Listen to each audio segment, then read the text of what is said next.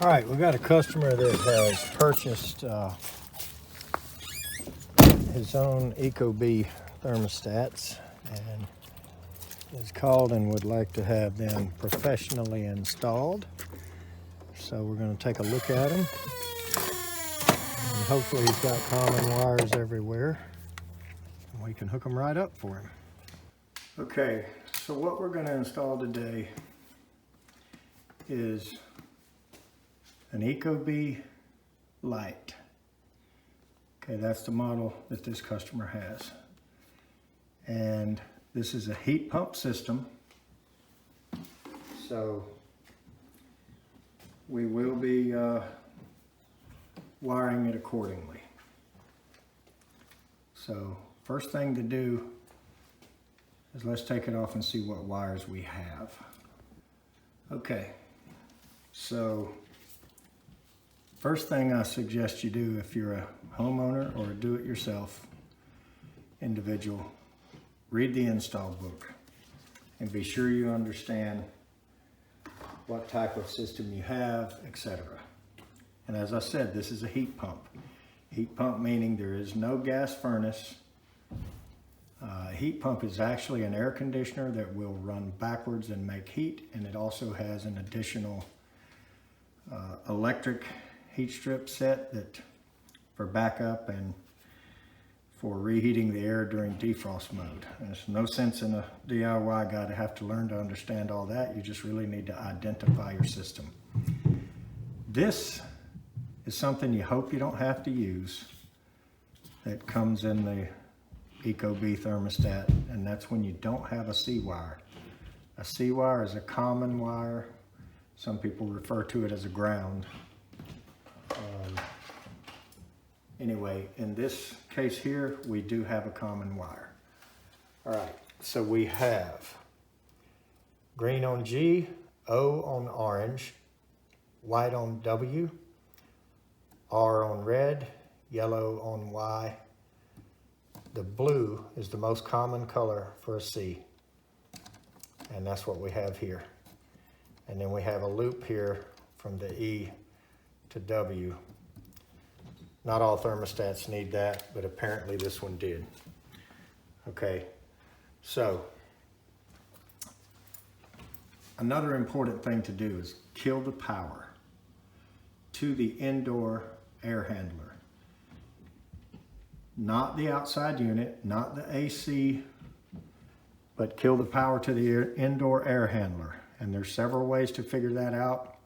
The easiest one is before you take the existing thermostat off, flip the fan from auto to on and have the fan running. And then go turn the breakers off, the ones you think go to it, or pull the disconnect, whatever it is, until the fan goes dead. And you know these wires are dead, and touching them together won't blow a fuse or a transformer. Okay, so I'm not gonna do that. I'm a pro, obviously. I'm used to this. I do it all the time. I'm not gonna let the wrong two touch. But don't be like me. Don't try to be cool. Kill the power. All right, so let's unwire it. And I'm gonna take this common and keep it separate from everybody else, because that's the one that doesn't play well with others.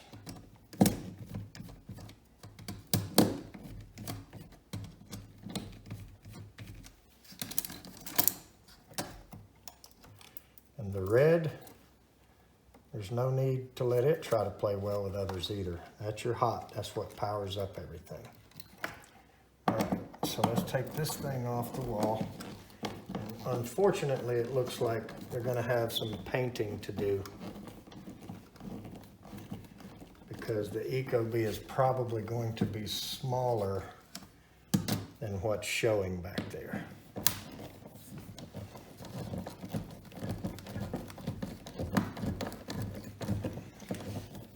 And these are a lot easier when they're in sheetrock. When they're in wood paneling like that, those are real wrist breakers. And as you can see, they will have some paint marks showing. I'm just feeding them through carefully, and here we are. So I'm going to stuff some of this extra back in the wall there the best I can, because we got way too much wire here and it ain't all gonna fit back here. Okay, so what I'm gonna do is try to go to one side a bit and see if I can just leave the ugliness to a minimal basis. Then I noticed there's a hole there. So I think the paint will fix all the discolor, but it won't really fill holes. So then I'm gonna go try to go back to this side and see if I can get to where I think my Ecobee snaps on, and it'll cover both of those holes. All right, and because this is wood, I'm gonna pre-drill me a little hole just to make it easier on the wrist breaker screwdriver. Not a great idea to use drills on thermostats. If you're very careful, you can, but it's just not great. All right, so that top screw, I'm gonna position this thing left to right where I want it to try to cover these two holes and hope it does that. And I'm just gonna snug that, not really crank it tight. And the Ecobee has a little level bubble. I cranked it a little too tight. Right there on the bottom. I'm going to get my bubble in the middle, snug that a little more, and I'm going to put my bottom screw in. Now, if you're going to drill like this, just be careful. You don't know which way this wire goes in the wall. So don't go too deep. Just enough to get your screw started in there good, and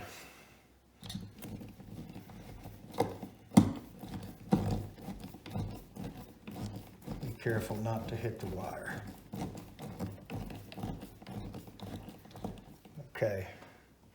Now, as I'm snugging, I'm looking at my level, my bubble here, making sure I still like where it's at. And I'm doing my final snug down on the screws. Now, because these wires are so long,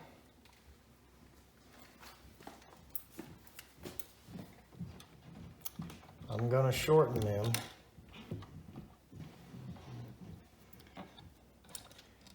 And I'm going to hook the red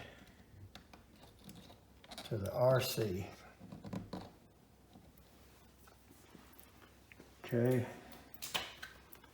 And I'm going to put the blue in the C.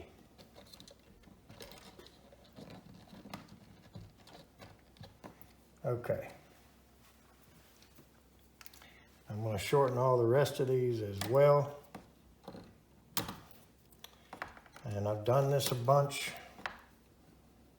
So, homeowner may want to be a little more careful than me.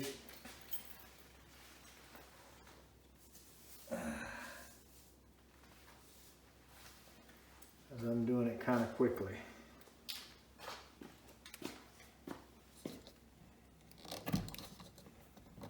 All right, so in a heat pump, you have a reversing valve or switchover valve, whatever publication you're reading refers to it as. And that's what switches you from heat to cool on your compressor. So most units will energize the switchover valve in the cooling mode, And a few of them, such as a ream or rude, whatever we call that, will energize the switchover valve in the heating mode. Now, stripped off that orange a little too far, and I'm gonna take a little of that off.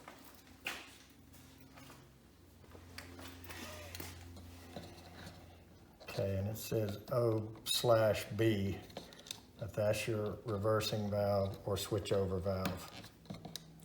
So there are variations of colors of how some guys use certain colors and whatnot. So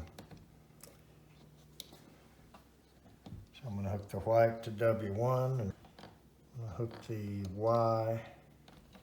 yellow to Y1. Let's take our actual Ecobee and snap it into place.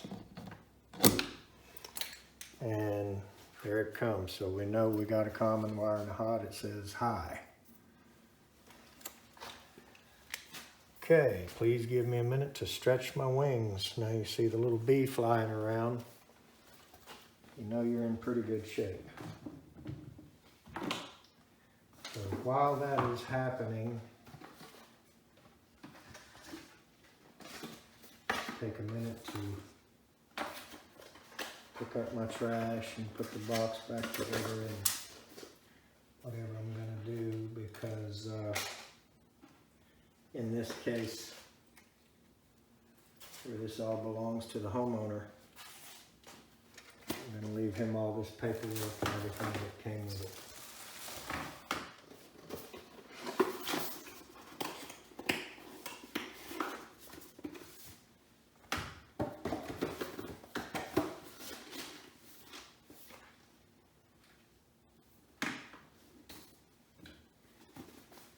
Okay, it's still booting up, so we'll give it a minute and then we'll do a little bit of setup, and then we're going to let the homeowner take over for his Wi-Fi and so forth.